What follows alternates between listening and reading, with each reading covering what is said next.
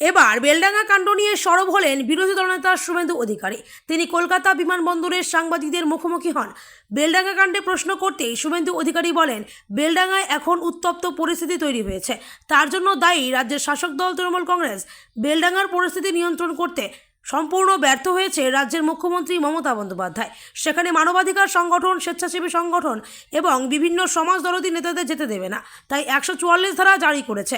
100 জনেরও বেশি মানুষ আহত, 200-র বেশি দোকান ভাঙচুর, 500 বাড়ি ভাঙচুর এবং 50টির বেশি ধর্মীয় প্রতিষ্ঠান ভাঙা হয়েছে। এদিন সাংবাদিকদের মুখোমুখি হয়ে আরও কি বললেন, চলুন দেখে নেওয়া যাক।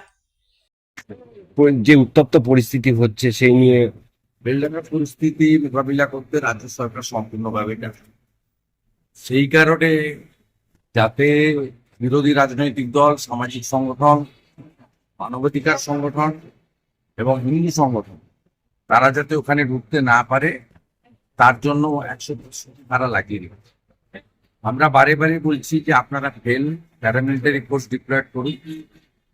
এখানে প্যারামিলিটারি ফোর্স ডিপ্লয়েড হচ্ছে না এবং হিন্দুদের সংখ্যা কমে গেলে কি হতে পারে পরিণতি, সেটা বেলডাঙ্গা উদাহরণ। 100-র বেশি আহত হয়েছে, 200-র বেশি দোকান বন্ধ, 500-র বেশি বাড়ি ঘর ভেঙেছে, 50টার মতো ধর্মীয় প্রতিষ্ঠান, আস্থার জায়গা সনাতনী আক্রান্ত হয়েছে এবং ক্ষতিগ্রস্ত হয়েছে। মন্দারমণি উপাখ্যান পরিবেশ নাকি ভোটের রাজনীতি? দ্রুত বৈঠক নবান্নে। মন্দারমণির যে হোটেল ভেঙে দেওয়া কথা বলেছিলেন, সেখান থেকে পরিবেশ বাঁচাতে নাকি ভোটের রাজনীতি করতে চাইছেন? তড়িঘড়ি বৈঠক। কথা হচ্ছে ওই জেলার সভাধিপতি এবং জেলা শাসক তারা মিলে এই কাণ্ডটা করতে গেছিলেন এবং আমি প্রথম দিনই বলেছি ল্যান্ডের কনভার্সন আপনারা দিয়েছেন, বিল্ডিং প্ল্যান, সাইট প্ল্যান আপনারা অ্যাপ্রুভ করেছেন, ব্যাংক থেকে ফাইন্যান্স নিয়ে এই প্রতিষ্ঠানগুলো গড়ে উঠেছে। কয়েক হাজার ছেলে, এই 140টা যে প্রস্তাবিত যেখানে ভাঙার কথা হয়েছিল তাদের কর্মসংস্থানের প্রশ্ন। এই জায়গায় আপনারা এই কাজটা করতে পারেন না।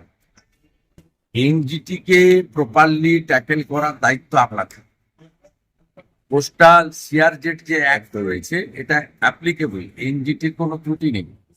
তো আপনারা পশ্চিমবঙ্গ সরকার তাদের কাছ থেকে রেভিনিউ নিচ্ছেন, খাজনা নিচ্ছেন, প্ল্যানের ফিজ নিয়েছেন, অনুমোদন দিয়েছেন। আপনাদের এনজিটি কে বলা উচিত ছিল যে আমরা এটা করেছি, সেটা না করে এই কাণ্ডটা করতে গেছেন। এবং আমার মূল উদ্দেশ্য মনে হয়েছে যে এনজিটিকে আইওএস করা আর এই 140টা হোটেল মালিকের কাছ থেকে প্রতারিত করে কিছু টাকা সংগ্রহ। এখানে টাকা ছাড়া কোনো কাজ হয় না।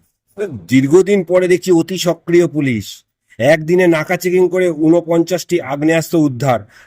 49টি মালখানাতে ছিল, ওটা উদ্ধার হয়, ওগুলো মালখানাতে ছিল। মুখ্যমন্ত্রীকে খুশি করা তৃণমূল নেতারা, বিশেষ করে হিন্দু তৃণমূল নেতারা, তারা আতঙ্কিত হয়ে গেছে। সন্দেশখালীর হিন্দু এমএলএ আক্রান্ত হয়েছে, মিনাখার হিন্দু এমএলএ আক্রান্ত হয়েছে, কলকাতা কর্পোরেশনের হিন্দু কাউন্সিলর আক্রান্ত হয়েছে। তৃণমূলের হিন্দু নেতারা এখন আতঙ্কিত। তাদেরকে ডিস্টার্ব করার জন্য, তাদের যে মরাল ব্রেকডাউন হয়েছে এটা দেখানোর জন্য পুলিশের মালখানাতে অনেক এই ধরনের ভাঙা পচা, মানে টিপলেও গুলি বেরোবে না এরকম বন্দুক থাকে, সেই মালগুলো বের করে দেখাচ্ছে। আর ভালো কাজ করলে ট্রেনিং এ যেতে হবে। যেহেতু রোহের কাবনি বেলে গেট খুলে দিয়েছিলেন, তাই মুরলীধর শর্মাকে পাঠিয়ে দেওয়া হয়েছে ট্রেনিং। আজকে সিপিএম এর সিজিও অভিযান, তিলোত্তমা খুন এবং ধর্ষণের ন্যায় বিচারের দাবিতে সিপিএম এর সুন্দর করছেন। সিপিএম এর শনিবার দিন ভোটে জামানত আবার যাবে, চিন্তার কোনো কারণ নেই। এবং সিপিএম কে বলবো আগামীকাল নবান্ন অভিযান। গতকাল দাদা গিরিরাজ সিং, আপনাদের মন্ত্রী, সেন্ট্রাল মিনিস্টার, তিনি জানিয়েছেন এই যে সরকার রাজ্যে আছে দেশের জন্য খারাপ। তো রোহিঙ্গা মুসলমানদের সাপ্লাই করেছে পশ্চিমবঙ্গ সরকার, ভারতীয় মুসলমানদের বলছি না, রোহিঙ্গা মুসলমানদের কথা বলছি। মমতা ব্যানার্জি গোটা ভারতবর্ষে সাপ্লাই করছে। সেই জন্য কালকে মহারাষ্ট্র এবং ঝাড়খণ্ডে মানুষ বিজেপিকে vote thank you thank you